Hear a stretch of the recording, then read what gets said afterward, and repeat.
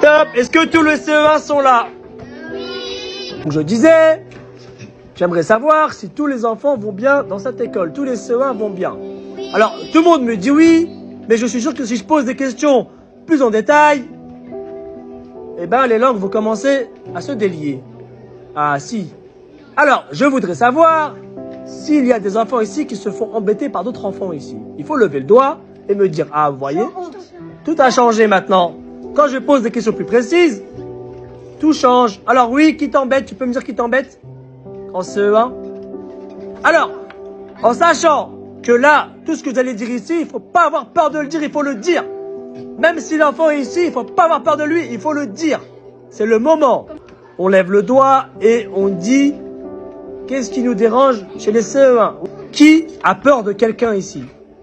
Qui a peur d'un enfant ici? Oui, tu as peur de qui? Donc tu as peur, stop, tu as peur de... Pourquoi tu as peur d'eux? Parce qu'ils vous lancent des pierres et des copeaux? D'accord, et vous êtes des pierres et des copeaux sans raison, comme ça, gratuitement.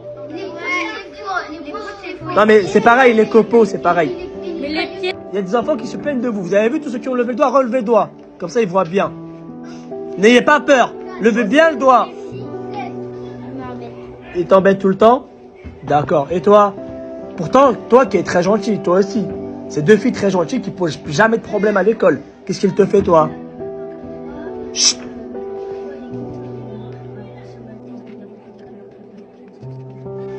Ils vous embêtent beaucoup trop. Et vous voulez que ça arrête? Oui. Non, c'est-à-dire qu'il y a beaucoup d'enfants le soir qui rentrent, qui ont envie de pleurer dans leur lit. Vous comprenez?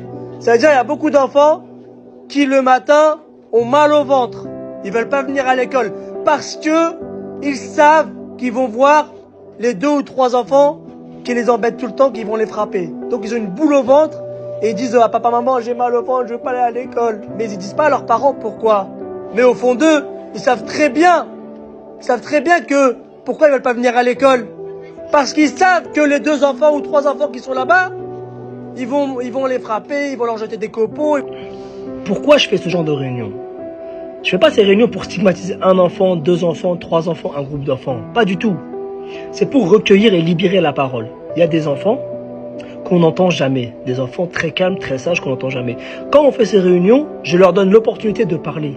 Je leur donne le courage. Je leur transmets du courage et là, ils parlent. Et vous serez surpris du nombre d'enfants très calmes qu'on n'entend pas, qui osent s'exprimer, qui sont soulagés de parler, de dire les choses. Et à contrario, les enfants qui embêtent un peu plus, je vois leur tête se décomposer. Mais pas en mode... je vais passer un sale quart d'heure. En mode... Mais c'est vrai, je me rendais pas compte que je faisais autant de mal, en fait. Moi, je pensais que c'était un jeu.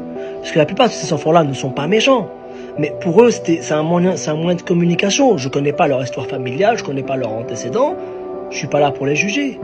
Mais à partir de ce moment-là, moi, à partir de ces réunions, je peux faire un travail, on peut avec les animateurs faire un travail sur tel enfant, les enfants les plus calmes qu'on n'entend jamais aussi, on peut aller vers eux pour approfondir, pour qu'ils se libèrent. Et l'effet, il est immédiat.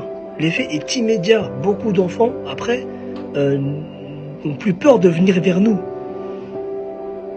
Ils ont été libérés, entre guillemets. Et les enfants un peu qui posent problème, pareil, ils se rendent compte des choses. Et ça va de mieux en mieux. Et c'est comme ça qu'on règle. Et à chaque fois, on fait un petit point, un suivi.